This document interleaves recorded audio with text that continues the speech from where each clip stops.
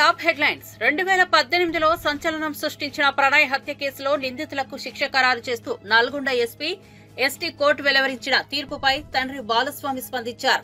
ప్రణయ్ హత్య కేసులో ఏటు నిందితుడు సుభాష్ కుమార్ శర్మకు ఉరిశిక్షను, మిగిలిన నిందితులకు జీవిత ఖైదు విధిస్తూ కోర్టు తీర్పును వెలువరించింది. ఈ తీర్పుపై ప్రణయ్ తండ్రి బాలస్వామి స్పందించారు. ఈ తీర్పుతో నేరస్తులకు కనువిప్పు కలగాలని అన్నారు. ప్రణయ్ హత్యతో తాము చాలా కోల్పోయామని, ఇలాంటి హత్యలు జరగడం విచారకరమని అన్నారు. ఈ తీర్పుతో ఆయన పరువు హత్యలు ఆగిపోవాలని ఆకాంక్షించారు. తన కొడుకు ప్రణయ్ హత్య జరిగినప్పుడు ఇదే చివరిది కావాలని కోరుకుంటూ జస్టిస్ ఫర్ ప్రణయ్ పేరిట పోరాటం చేశామని గుర్తు చేశారు. కానీ ఆ తర్వాత కూడా పలు హత్యలు చోటు చేసుకున్నాయని ఆవేదన వ్యక్తం చేశారు. అవతలి వ్యక్తులను చంపే వాళ్లకు కులం పేరుతోని ఈ యొక్క తీర్పు అనేది కనువిప్పు కావాలని నేను కోరుకుంటున్నాను. వాస్తవంగా ఈ ఇన్సిడెంట్ తర్వాత మీ అందరికీ తెలుసు, చాలా లాస్ అయిపోయాం మేము. ఇప్పుడు మాకు కొడుకు లేకుండా పోయాడు, అమృతకి భర్త లేకుండా, తర్వాత నా మనవనికి తండ్రి లేకుండా పోయాడు. తర్వాత మారుతిరావు ఆయన అమృత ఫాదర్ ఆయన కూడా సూసైడ్ చేసుకున్నాడు. తర్వాత ఈ ఇందులో ఉన్నటువంటి 7 మందికి సుభాష్ శర్మకి ఉరిశిక్ష, తర్వాత మిగతా 7గురికి 6 మందికి జీవిత ఖైదు విధించడం అనేది జరిగింది. వారి కుటుంబాలు కూడా బాధపడుతూ ఉంటాయి. కాబట్టి ఎవరైతే ఈ సుపారీలు తీసుకొని హత్యలు చేసే వాళ్ళకి ఇది ఒక కనువిప్పు కావాలి. ఏదన్నా ఉంటే మాట్లాడుకోవటం కానివ్వండి, సమస్య పరిష్కారానికి సామరస్యంగా చేసుకోవాలి తప్ప మేనేజ్ చేయొచ్చులే, వాళ్ళకి అంతో ఇంతో డబ్బులు ఇవ్వచ్చులే, మేనేజ్ చేయొచ్చులే అని చెప్పి చంపడం అనేది కరెక్ట్ కాదు. ఈ కేసు విషయంలో మమ్మల్ని కూడా అనేక రకమైనటువంటి ప్రలోభాలు పెట్టినప్పటికి కూడా మేము ఎక్కడ లొంగకుండా న్యాయం జరగాలి, ఈ హత్యతోని మిగతా కుల హత్యలు ఆగిపోవాలని చెప్పి మేము పోరాటం అనేది చేయటం జరిగింది. 6.5 సంవత్సరాలు మేము ఎదురు చూసాము న్యాయం కోసం, మేము సాక్ష్యం చెప్పి. ఇందులో ముఖ్యమైనటువంటి పాత్ర పోషించినటువంటి అప్పటి డిఎస్పీ శ్రీనివాస్ గారికి ప్రత్యేకమైన కృతజ్ఞతలు ఈ సందర్భంగా తెలియజేస్తూ ఉన్నాను. ఎందుకంటే సారు ఐఓగా చాలా గొప్పగా ఆ కేసును పకడ్బందీగా, చాలామంది మమ్మల్ని అన్నారు ఎందుకు కేసు లేట్ అవుతుంది, ఛార్జ్షీట్ లేట్ అవుతుంది, ఏదో జరుగుతుందని. కానీ సార్ మీద మేము నమ్మకం పెట్టుకొని ఉండటం వల్ల లేట్ అయినప్పటికి కూడా ఒక పకడ్బందీ 200 పేజీల ఛార్జ్షీటు, దాదాపు 100 మంది సాక్షులను పెట్టి ఛార్జ్షీట్ వేసి గట్టిగా కేసును పకడ్బందీగా చేశారు. తర్వాత దానికి సహకరించినటువంటి ఎస్పీ రంగనాథ్ గారికి కూడా ఈ సందర్భంగా ప్రత్యేకమైన కృతజ్ఞతలు తెలియజేస్తూ ఉన్నాను. సార్ ఆధ్వర్యంలో మంచి టీము సుభాష్ శర్మను ఆ రోజు వెళ్ళి పట్టుకోవటము, తర్వాత నిందితులందరినీ పట్టుకోవటం విషయంలో కూడా సారు అనేకమైనటువంటి టెక్నిక్స్ ఉపయోగించి, టెక్నికల్ ఎవిడెన్స్ ఉపయోగించి తర్వాత ఈ సాక్ష్యాలను కూడా ప్రొడ్యూస్ చేయడం అనేది జరిగింది. అందులో ఇంకొకటి ముఖ్యమైన విషయం ఏంటంటే ఈ కేసుకు వాదించినటువంటి అడ్వకేటు పిఠాపురం టీడీపీ మాజీ ఎమ్మెల్యే ఎస్వీఎస్ఎస్ వర్మకు ఎమ్మెల్సీ టికెట్ దక్కకపోవడం చర్చనీయాంశంగా మారిన నేపథ్యంలో జనసేన పీఎస్సీ చైర్మన్ మంత్రి నాదెండ్ల మనోహర్ స్పందించారు. వర్మ గారు చాలా సీనియర్ రాజకీయవేత్త అని వెల్లడించారు. ఆయన కూడా సుదీర్ఘమైన రాజకీయ ప్రయాణం చేశారని, గతంలో ఎన్నో ఇబ్బందులు పడే విషయం మనమందరం చూశామని వివరించారు. అయితే పదవులు ఎవరికి కేటాయిస్తారనేది ఆయా పార్టీల అధిష్టానాలు నిర్ణయం తీసుకుంటాయని నాదెండ్ల స్పష్టం చేశారు. వర్మ విషయం కూడా టీడీపీ అంతర్గత వ్యవహారమని పేర్కొన్నారు. గత ఎన్నికల్లో ఆయన పవన్ కళ్యాణ్ కు ఎంతో సహకరించారని, ఆయనపై తమకు గౌరవం ఉందని, ఆయనకు సముచిత గౌరవం దక్కాలని కోరుకుంటున్నామని తెలిపారు. అదేవిధంగా వర్మ గారు చాలా సీనియర్ పొలిటీషియన్ అండి. ఆయన కూడా సుదీర్ఘమైన ప్రయాణం చేశారు, ఎన్నో ఇబ్బందులు పడ్డారు. గతంలో కూడా చూసాం మనందరం కూడా. ప్రతి నాయకుడు రాజకీయాల్లో అటువంటి 5 సంవత్సరాలు ఎవరు కోరుకోరు, అట్లా ఉంటాయని కూడా ఎవరు ఊహించుంటారు. సో వర్మ గారు కూడా ఆ విధంగా ఇబ్బంది పడ్డారు. అయితే పదవులు ఎవరికి కేటాయిస్తారనేది ఏ పార్టీ అధిష్టానం ఆ నిర్ణయం తీసుకుంటారు. పవన్ కళ్యాణ్ గారు మనస్ఫూర్తిగా ఎప్పుడు కూడా మాలో ఉన్న నాయకుల్ని కూడా ప్రతిసారి అదే అంటున్నారు. ఏదో వారసత్వం రాజకీయం అని ఎవరైనా అంటే చాలా పొరపాటు అది. పవన్ కళ్యాణ్ గారు ఎప్పుడు కూడా కోరేది అంటే యువ నాయకత్వం, కొత్త నాయకత్వాన్ని మనం ఎంకరేజ్ చేయాలి. ఎంతమందికి అవకాశం ఇవ్వగలితే అంతమందికి ఇవ్వాలి మన అవకాశం అని ఆయన నిలబడతారు. ఆయన ఇప్పుడు చాయిస్ ఇస్తే ఆయన పదవి తీసుకోరు, కానీ ఇతరులకు పదవి ఇచ్చే మనిషి ఆయన. కాబట్టి వర్మ గారి విషయంలో కూడా ఖచ్చితంగా ఆయనకి న్యాయం జరగాలి. ఆ విధంగా ఆయనగా గౌరవించుకుంటాం. ఆయన కూడా వాళ్ళ పార్టీలో ఉన్న అంతర్గత విషయం అది వాళ్ళు మాట్లాడాలి. కూటమిలో భాగస్వాములుగా ఆయన సహకరించారు. పవన్ కళ్యాణ్ గారు ఎలక్షన్ నిలబడ్డారు. మీ అందరం కూడా ఆయన గౌరవించుకుంటాం. లేదండి, దొరబాబు గారు ఎలక్షన్ ముందే వద్దామని అనుకున్నారు, కొన్ని కారణాల వల్ల రాలేకపోయారు. ఆయన మాలో ఒక కుటుంబ సభ్యుడిగా ఉన్నారు. ఆయన చాలా సౌమ్యంగా ఉండే మనిషి. అటువంటి ఆలోచనలు ఏం లేదు. ఒక చెక్ పెట్టడానికి అవసరం ఏముంది? ఇది పవన్ కళ్యాణ్ గారి నియోజకవర్గం. ఇక్కడ ఎవరు చెక్ పెడతామండి? కంప్లీట్గా ఇది పిఠాపురం అనేది పవన్ కళ్యాణ్ గారి అడ్డా. అది ఇంకా దాని గురించి ఆలోచించాల్సిన అవసరం లేదు. Thank you.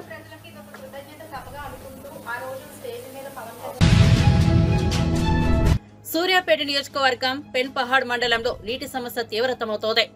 మాజీ మంత్రి ఎమ్మెల్యే జగదీష్ రెడ్డి అక్కడ ఎండిపోయిన బావులను పరిశీలించారు. లక్షలు ఖర్చు పెట్టి బావులు తవ్వినా చుక్క నీరు కూడా రాలేదని రైతులు ఆవేదన వ్యక్తం చేశారు. కేసీఆర్ హయాంలో రావి చెరువు నింపి నీటి సమస్య తొలగించారు. కానీ ఇప్పుడు తాగునీటి కోసం అవస్థలు పడాల్సిన పరిస్థితి వచ్చిందని రైతులు తమ గోడు వెళ్లబోసుకున్నారు. నీటి సమస్య పరిష్కారానికి తగిన చర్యలు తీసుకోవాలని జగదీష్ రెడ్డి అధికారులను ఆదేశించారు.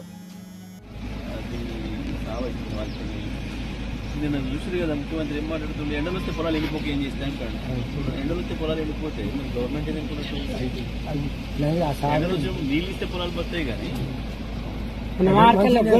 గొర్రెలని అన్ని చూపెడుతుంది నాకైతే కాదనిపించింది.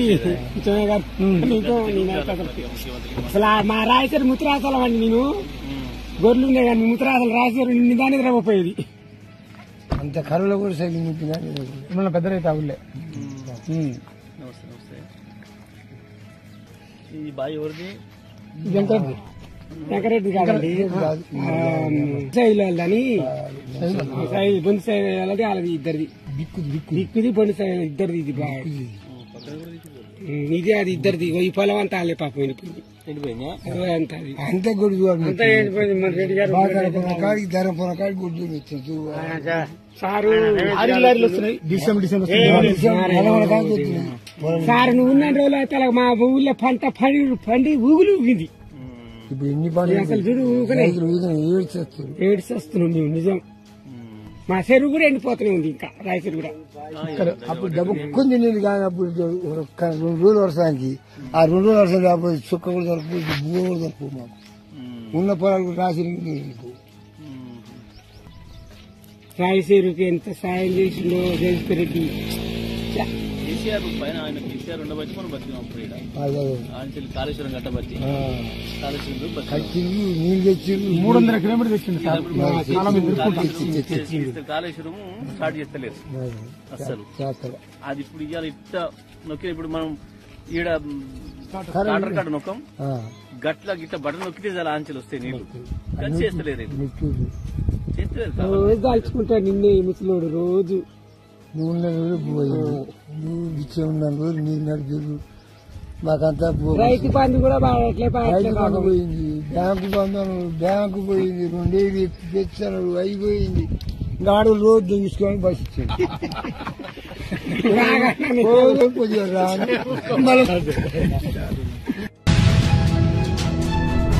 ఒక ఆలోచన ముందు చూపుతో రాష్ట్ర ప్రజల కోసం పలు సంక్షేమ పథకాలను కాంగ్రెస్ పార్టీ ప్రకటించిందని ఎమ్మెల్సీ అభ్యర్థి విజయశాంతి అన్నారు. ఇచ్చిన ప్రతి హామీని ఒక్కొక్కటిగా ప్రభుత్వం నెరవేర్చుతుందని అన్నారు. ఎమ్మెల్సీ అభ్యర్థిగా నామినేషన్ దాఖలు చేసిన అనంతరం ఆమె మీడియాతో మాట్లాడారు. తెలంగాణ ఇవ్వడం జరిగింది. అది 2014లోనే కాంగ్రెస్ వచ్చుంటే చాలా సంతోషపడేవాళ్ళం. కానీ మాకు మిస్ అయింది. కానీ ఇప్పుడు మా తెలంగాణలో కాంగ్రెస్ ప్రభుత్వం రావడం చాలా సంతోషంగా ఉంది. సోనియా గాంధీ గారికి నేను నిజంగా కృతజ్ఞతలు తెలియజేసుకోవాలి. ఎందుకంటే ఒక మహిళగా ఆవిడకి ఎంతో గౌరవం ఉంది, ఎంతో ప్రాధాన్యత ఇస్తారు మహిళలకి కాంగ్రెస్ ప్రభుత్వం. హైకమాండ్ సోనియా గాంధీ గారు కావచ్చు, రాహుల్ గాంధీ గారు కావచ్చు, ప్రియాంక గారు కావచ్చు, అదేవిధంగా మల్లికార్జున్ గారు ఖర్గే గారు కావచ్చు, కేసీ వేణుగోపాల్ గారు కావచ్చు, మా ఇన్ఛార్జ్ మీనాక్షి నటరాజన్ గారు కావచ్చు, మా ముఖ్యమంత్రి గారు కావచ్చు, మా డిప్యూటీ సీఎం భట్ గారు కావచ్చు, మంత్రులందరూ కావచ్చు. సో చాలా సంతోషంగా ఉంది. మాకు హైకమాండ్ నాకు ఈ అవకాశం ఇచ్చింది ఎమ్మెల్సీగా. తప్పకుండా నా తెలంగాణలో ఇంకా పనిచేస్తాను, చిత్తశుద్ధితో పనిచేస్తానని కూడా ఈ సందర్భంగా తెలియజేసుకుంటున్నాను. ఎందుకంటే కొంతమంది అపోజిషన్ ఉన్నవాళ్ళు ఎన్ని రకాల ఇబ్బంది పెట్టాలో మా ప్రభుత్వాన్ని పెడుతున్నారు. అయినా మా ముఖ్యమంత్రి గారు దాన్ని తిప్పి కొడుతున్నారు, మంత్రులు తిప్పి కొడుతున్నారు, మా కార్యకర్తలు తిప్పి కొడుతున్నారు. వీళ్ళ ఆటలు చెల్లవు. ఎందుకంటే 7 లక్షల కోట్లకు అప్పుకెళ్ళిపోయింది ఈ రాష్ట్రం. ఎవరి వల్ల అంటే కేసీఆర్ గారి పుణ్యం అంటూ. మరి ఇంత 7 లక్షల కోట్లకు అప్పుకెళ్ళిన రాష్ట్రాన్ని సెటిల్ చేయాలంటే డెఫినెట్గా టైం పడుతుంది. ఓవర్ నైట్లో అది అద్భుతాలు జరగాలంటే కుదరదు. ఖజానా మొత్తం ఖాళీ చేశాడు. మేము మా ప్రభుత్వం తప్పకుండా మొత్తం తెలంగాణ ప్రజలకి వాగ్దానం చేస్తాం, మంచి స్కీమ్స్ తీసుకొచ్చాం, చేద్దాం అనుకుంది. కానీ ఇక్కడ ఖజానా చూస్తే మొత్తం ఖాళీ చేస్తారు. అయినా ముఖ్యమంత్రి గారు దానికి ఫుల్ఫిల్ చేయాలి. ఏ ప్రామిసెస్ చేస్తాం మనం తెలంగాణ ప్రజలకి అది ఫుల్ఫిల్ చేయాలన్న ఒక దృఢ సంకల్పంతో మంచి మనసుతోటి ఆయన మ్యాక్సిమం ట్రై చేస్తున్నాడు. సో తప్పకుండా మంచి జరుగుతుంది మా తెలంగాణ అని నేను తెలియజేస్తాను. ఇన్ని ఇబ్బందులు పెడుతున్నప్పటికీ ఎందుకు విజయశాంతి గారు ఆ ప్రభుత్వం వచ్చినప్పటి నుంచి ప్రత్యక్ష రాజకీయాలకు దూరంగా ఉన్నారు? నేను 14లో పనిచేస్తాను, 18లో పనిచేస్తాను, కాంగ్రెస్కి 19లో పనిచేస్తాను, 20 పనిచేస్తాను, 23 పనిచేస్తాను. ఎక్కువ పనిచేస్తుంది నేనే. కానీ ఏనాడు నాకు ఇది కావాలని నేను ఏం అడగలేదు. హైకమాండ్ నాకు ఆఫర్ చేసినా నాకు వద్దు, నేను ముందు పనిచేస్తాను, నా పార్టీ కానీ పనిచేస్తాను. ఇవాళ 23 కూడా నాకు ఇది చేస్తామని హైకమాండ్ అందుకని నేను ఏనాడు అడగలేదు. బట్ ముందు పనిచేద్దామని ప్రభుత్వం రాని కేసీఆర్ని గద్దె దింపడమే మా లక్ష్యం. అందుకే ఇన్ని సంవత్సరాలు మేము ముందుకు వెళ్తూ ఉన్నాం, పోరాడుతూ ఉన్నాం. అదేవిధంగా ముఖ్యమంత్రి గారు కూడా అమ్మ రావాలని ఆయన కూడా నన్ను ఆహ్వానించారు. సో ఆయన ఆహ్వానం మేరకు నేను కాంగ్రెస్ పార్టీలో మళ్ళీ తిరిగి ఆడుదాం ఆంధ్ర పేరుతో 47 రోజుల్లోనే 120 కోట్లు ఖర్చు చేశారని, ఇది ఒక పెద్ద అవినీతి అని క్రీడా శాఖ మంత్రి రాంప్రసాద్ రెడ్డి ఆరోపించారు. కేవలం ఈ ఒక్క ఆక్రమం మాత్రమే కాకుండా క్రీడా శాఖలో జరిగిన అన్ని అవకతవకలపై విజిలెన్స్, సిఐడి విచారణ చేపట్టాలని ఆదేశించామని తెలిపారు. 45 రోజుల్లో నివేదిక ఇవ్వాలని స్పష్టమైన ఆదేశాలు ఇచ్చామన్నారు. రిపోర్టు రాగానే సభ ముందు పెడతామని, దోషులపై కఠిన చర్యలు తీసుకుంటామని స్పష్టం చేశారు. గత ప్రభుత్వంలో అధ్యక్ష రాష్ట్రంలో ఈరోజు నేను క్రీడా శాఖ మంత్రిగా ఈ సభలో చెప్తున్నాను అధ్యక్ష, ఎందరో లక్షలాది మంది పేద క్రీడాకారులతో ఆడుకున్నారు అధ్యక్ష, వాళ్ళ భవిష్యత్తుతో, వాళ్ళ జీవితాలతో. ముఖ్యంగా ఈ ఆడుదాం ఆంధ్ర కార్యక్రమాన్ని విషయానికి వస్తే ఒక మంత్రిగా నాకే సిగ్గుచేటుగా ఉంది అధ్యక్ష. ఎందుకంటే గత ప్రభుత్వంలో 47 రోజుల్లోనే 120 కోట్ల రూపాయలు ఖర్చు పెట్టినారు అధ్యక్ష. గత 5వ తారీఖున శాసనమండలిలో కూడా గౌరవ సభ్యులు ఇదే క్వశ్చన్ మీద డిస్కస్ చేయడం జరిగింది అధ్యక్ష. వివిధ మీడియా మార్గాల ద్వారా కూడా ఆడుదాం ఆంధ్ర అనేది ఒక స్టేట్ లోనే పెద్ద ఇష్యూగా జరుగుతూ ఉంది. కాబట్టి మేము మొన్న మండలిలో అలాగే ఇక్కడ కూడా చెప్తున్నాం అధ్యక్ష, 45 రోజుల్లోనే దీని మీద ఒక విజిలెన్స్ కమిటీని అలాగే సిఐడికి ప్రోబ్ చేశాం అధ్యక్ష, హౌస్ కమిటీకి. ఖచ్చితంగా దీని మీద ఒక నివేదిక అనేది తీసుకొని వచ్చి ఈ సభలోనే తప్పకుండా రాష్ట్రంలో గత ప్రభుత్వంలో జరిగిన స్పోర్ట్స్ విషయానికి ఆడుదాం ఆంధ్రానే కాదు అన్ని విషయాల్లో ఏం జరిగిందో అన్ని సభ దృష్టికి తీసుకొని వచ్చి అక్కడ ఎవరైతే దోషులుగా ఉంటారో అధికారులు అయితేనే ప్రజాప్రతినిధులు తప్పకుండా వాళ్ళ పేర్లను కూడా బట్టబయలు చేసేదానికి సిద్ధంగా ఉన్నామని సభాముఖంగా తెలియజేసుకుంటున్నా అధ్యక్ష. పిఠాపురం అసెంబ్లీ స్థానం కోసం పవన్ కళ్యాణ్ కు త్యాగం చేసిన టీడీపీ మాజీ ఎమ్మెల్యే ఎస్వీఎస్ఎన్ వర్మకు ఎమ్మెల్సీ పదవి ఖాయమని ఊహాగానాలు కొనసాగినా తుది జాబితాలో ఆయన పేరు లేకపోవడం ఆయనకు నిరాశ కలిగించినట్లు వార్తలు వస్తున్నాయి. ఈ నేపథ్యంలో వర్మ పిఠాపురంలో కార్యకర్తలతో సమావేశమై తన పరిస్థితిని వివరించారు. టీడీపీతో నా ప్రస్థానం 23 ఏళ్లుగా ఉంది. చంద్రబాబు, లోకేష్ ఆదేశాలే నాకు, నా కుటుంబానికి శిరోధార్యం. పార్టీ నిర్ణయానికి కట్టుబడి ఉంటానని స్పష్టం చేశారు. రాజకీయాల్లో పదవుల పంపకం క్లిష్టమని, రాష్ట్ర స్థాయిలో ఇలాంటి నిర్ణయాలు తీసుకోవడం ఎంత కష్టమనేది తనకు తెలుసునని అన్నారు. పార్టీ అధిష్టానం తీసుకున్న నిర్ణయాన్ని సమర్థిస్తూ కార్యకర్తలు గందరగోళానికి లోనవ్వకుండా ఏకతాటిపై ఉండాలని సూచించారు. 23 సంవత్సరాలు నిరంతరం మనం ప్రజలకు అందుబాటులో ఉంటూ మనకు అధికారం ఉన్నా లేకపోయినా ప్రజా సమస్యల మీద పోరాడుతూ ఒక కుటుంబంలాగా చంద్రబాబు కుటుంబంలాగా మనందరం కూడా పార్టీకి అండగా ప్రజలకు అండగా ముందుకు వెళ్తా ఉన్నాం. ఈ ప్రజాసేవ చేసి అవకాశం కల్పించిన చంద్రబాబు నాయుడు గారి అవకాశం కల్పించారు. ఈ అవకాశమే మనకి గొప్ప పదవి. అర్థం చేసుకోండి, 23 సంవత్సరాలు ప్రజాసేవ చేసిన అవకాశమే మనకి గొప్ప పదవి. మరి చంద్రబాబు నాయుడు గారి యొక్క ఆదేశాలు, మన భవిష్యత్ రథసారథి యువనాయకుడు లోకేష్ గారి యొక్క ఆదేశాలు, నిర్ణయానికి నేను, నా కుటుంబం, అదేవిధంగా పిఠాపురం నియోజకవర్గ నా తెలుగుదేశం పార్టీ కుటుంబం ఎప్పుడూ శిరసాయిస్తాం, కట్టుబడి ఉంటాం, పార్టీకి అండగా ఉంటాం, పార్టీ కార్యకర్తల్ని కాపాడుకుంటాం, పార్టీ పార్టీ కార్యకర్త మీద ఏ గమన్నా సరే ప్రాణాలు ఇస్తాం.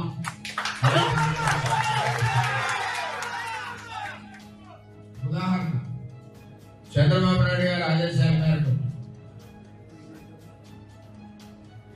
మరి ఓటమి నిర్ణయానికి కట్టుబడి నేను, నా శ్రీమతి, నా కొడుకు గిరీషు, అదేవిధంగా మన నాయకులు, వారి శ్రీమతులు, వారి పిల్లలు అందరూ కూడా కష్టపడి పనిచేసి గౌరవ చంద్రబాబు నాయుడు గారు ఆదేశాలు, ఆయనకి గౌరవం, ఆయన ఇచ్చిన ఆదేశాలకి అనుగుణంగా ఇంటింటికి ప్రచారం చేసి చంద్రబాబు నాయుడు గారి గౌరవం నిలబెట్టింది పిఠాపురం తెలుగుదేశం పార్టీ అని చెప్పి. అదే మా పిఠాపురం తెలుగుదేశం పార్టీ యొక్క క్రమశిక్షణ. మా పిఠాపురం విజయవాడలోని బీజేపీ రాష్ట్ర కార్యాలయానికి వచ్చిన బీజేపీ జాతీయ కార్యవర్గ సభ్యుడు సోము వీర్రాజుకు పార్టీ నేతలు ఘన స్వాగతం పలికారు. బాణసంచా, డప్పు వాయిద్యాలతో వేడుకలను నిర్వహించారు. ఎమ్మెల్సీగా అవకాశం వచ్చిన సందర్భంగా బీజేపీ నేతలు దయాకర్ రెడ్డి, కిలారు దిలీప్, బబ్బూరి శ్రీరామ్, పాకా సత్యనారాయణ, మాలతి రాణి సోము వీర్రాజుకు శుభాకాంక్షలు తెలిపారు.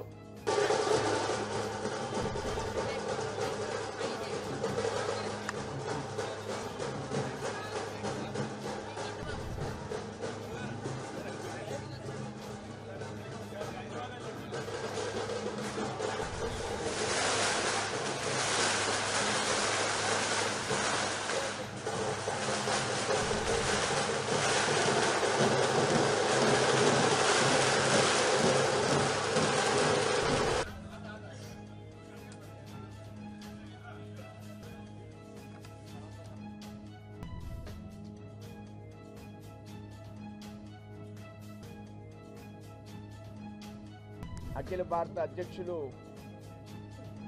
శ్రీ జేపీ నడ్డా గారు ఎమ్మెల్సీగా ఆంధ్రప్రదేశ్ నుండి నామినేట్ చేసినందుకు భారతీయ జనతా పార్టీ కార్యకర్తగా వారికి ధన్యవాదాలు తెలియజేస్తున్నాను. అదేవిధంగా ప్రధానమంత్రి మోడీ గారికి, అదేవిధంగా అమిత్ షా గారికి, ఈ రాష్ట్రంలో ముఖ్యమంత్రి చంద్రబాబు నాయుడు గారికి, పవన్ కళ్యాణ్ గారికి, అదేవిధంగా కూటమి ప్రభుత్వంలో ఎమ్మెల్సీగా కలిసి పనిచేయడానికి అవకాశం కల్పించినటువంటి పార్టీకి మరోసారి ధన్యవాదాలు తెలియజేస్తూ, ఈవేళ ఆంధ్ర రాష్ట్రం అభివృద్ధిలో ముందుకు వెళుతున్న సందర్భంలో అనేక విధాలుగా పారిశ్రామికంగా కానీ, సంక్షేమంలో కానీ, ఆర్థికంగా మెరుగుపరిచేటువంటి అనేక విధాలలో ఈవేళ ప్రభుత్వం ముందుకు వెళ్తుంది. ఈ ప్రభుత్వంతో ఎమ్మెల్సీగా కలిసి పనిచేయడానికి నేను ఎంతో గర్వపడుతున్నాను, ఆనందాన్ని వ్యక్తం చేస్తున్నాను. Thank you.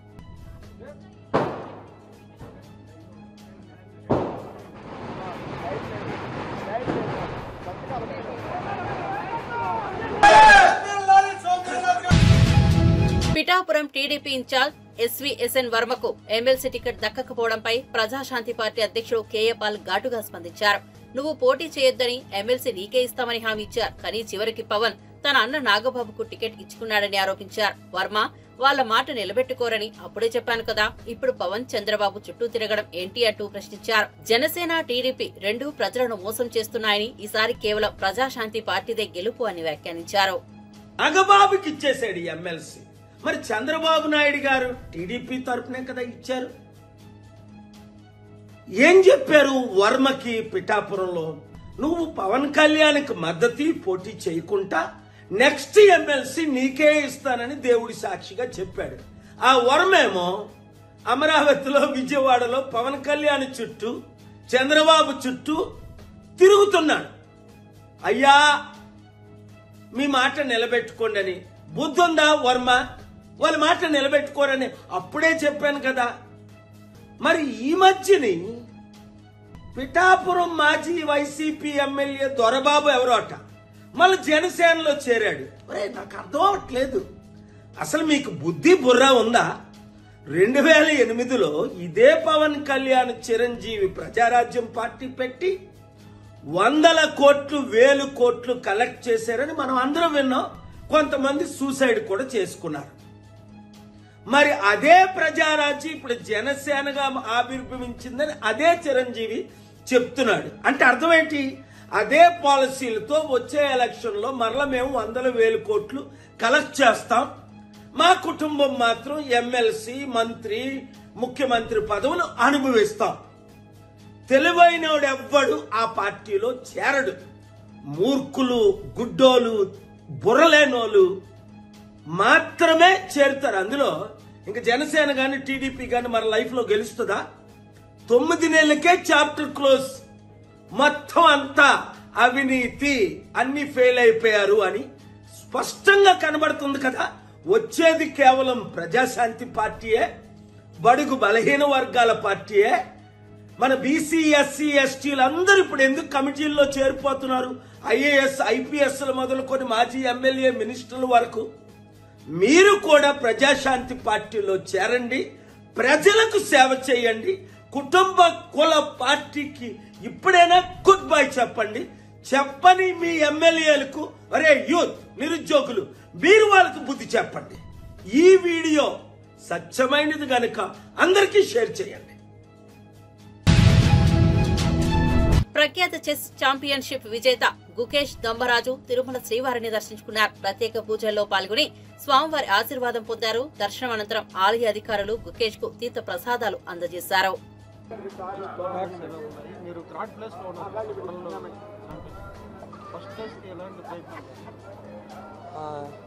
I have to keep working hard. Inka like 2025 year there is a lot of important tournaments, so I'm focusing on that. All formats I want to improve, and hopefully at some point with God's grace, good things will happen. Thank you. And கடவுள் அருள்னால இது நல்லது நடக்கும்னு நான் நம்புறேன். உலக தரத்துல நீங்க 3வது இடத்துல இருக்கீங்க. அடுத்து 1வது இடத்துக்கு வரதுக்கான முயற்சிகள் எப்படி? அதான் இன்னும் நிறைய ஹார்ட் ஒர்க் பண்ணணும். அதுக்கு நிறைய ஆப்பர்ச்சுனிட்டிஸ் இருக்குது இந்த இயரில், ஸோ அதை யூஸ் பண்ணிக்க ட்ரை பண்ணுறேன். எப்பவுமே திருப்பதிக்கு வந்து ஃபஸ்ட்டு நீங்கள் முடிச்சுட்டு தான் போகிறீங்க, அதோட சென்டிமெண்ட்டாக எனக்கு கடவுள் நம்பிக்கை இருக்குது. ஸோ கடவுள்கிட்ட தரிசனம் பண்ணிவிட்டு கடவுள்கிட்ட வந்து தரிசனம் பண்ணுறது I feel good. So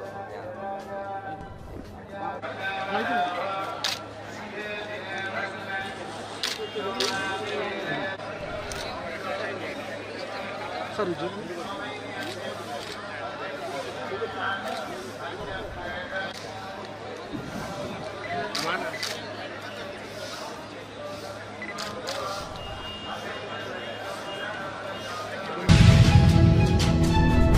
TDP నేత బుద్ధా వెంకన్న బీఆర్ఎస్ నేత కేటీఆర్ పై తీవ్ర వ్యాఖ్యలు చేశారు. బీఆర్ఎస్ ఓడిపోయినా కేటీఆర్ వెకిలి చేష్టలు మానలేదు. చంద్రబాబు అరెస్టుపై ఆయన చేసిన వ్యాఖ్యలు బీఆర్ఎస్ ను అధికారం నుంచి గాడి తప్పించాయని విమర్శించారు. చంద్రబాబు నాకు దేవుడితో సమానం, ఆయనపై ఎంతటి పరీక్షలు వచ్చినా ప్రజలు ఆయన వెంటే ఉంటారు అంటూ వెంకన్న స్పష్టం చేశారు. తనకు ఎమ్మెల్సీ టికెట్ రాకపోయినా టీడీపీ నిర్ణయానికి కట్టుబడి ఉంటానని తెలిపారు. చంద్రబాబు గారిని అరెస్ట్ అయితే అక్కడ కార్యక్రమాలు చేస్తుంటే ఆ కార్యక్రమాలని అడ్డుకొని ఎకిలిగా మాట్లాడినటువంటి కేటీఆర్ ఈ రాష్ట్రంలో కాదు పక్క రాష్ట్రంలో చేసుకోండి అని ఒకే ఒక్క మాటకి నీ ప్రభుత్వం గొప్ప కూలిపోయింది.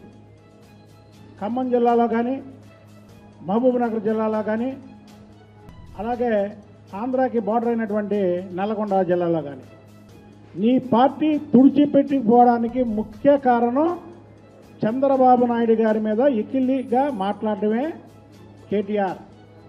అలాగే నీ తండ్రి ఒకసారి చంద్రబాబు నాయుడికి హిందీ భాష రాదు, ఇంగ్లీష్ బాగా రాదు అని మాట్లాడాడు.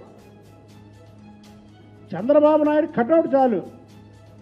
భారతదేశం కాదు, ప్రపంచ దేశాల్లో చంద్రబాబు నాయుడు గారి కటౌట్ చాలు. ఇప్పుడు ఇవన్నీ ఎందుకు చెప్తున్నానంటే, మొన్న పెట్టుబడుల గురించి మాట్లాడుతూ నువ్వు ఆఖరికి ఆంధ్రప్రదేశ్కు కూడా వచ్చినాయి కానీ ఇక్కడ రాలేదన్నావు.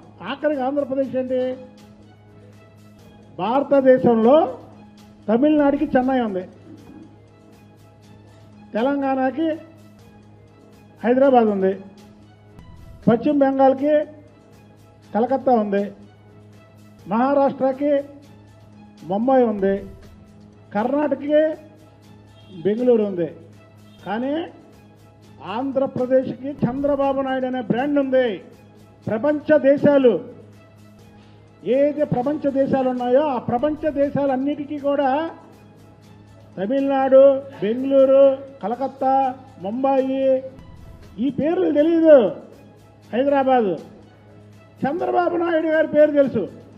కాబట్టి ఆయన అరెస్ట్ చేస్తే ప్రపంచ దేశాల్లో దాదాపు 100 దేశాల పైనే అక్కడ నిరసనలు చేశారు.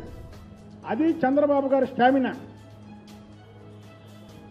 నీ నోటుదోల వల్ల ప్రభుత్వాన్ని పోగొట్టుకున్నావు. మళ్ళీ ఇప్పుడు ఆఖరికి ఆంధ్రప్రదేశ్ అని ఇక నీ జీవితంలో ప్రభుత్వం రాకుండా చేసుకునేలాగా ఉన్నావు. ఇప్పుడు మీ ఇంట్లో వాళ్ళు కోళ్ళలో మాట్లాడతారు, కేజీ నెయ్యి. సినీ నటి కీర్తి సురేష్ కడపలో సందడి చేశారు. కడప ఆర్టీసీ బస్టాండ్ ఎదురుగా ఏర్పాటు చేసిన ఓ వస్త్ర దుకాణాన్ని ఆమె ప్రారంభించారు. ఈ సందర్భంగా సినీ నటిని చూసేందుకు పెద్ద సంఖ్యలో అభిమానులు తరలివచ్చారు. వారందరికీ అభివాదం చేశారు. అనంతరం ఆమె మీడియాతో మాట్లాడుతూ కడపకు రావడం చాలా సంతోషంగా ఉందన్నారు.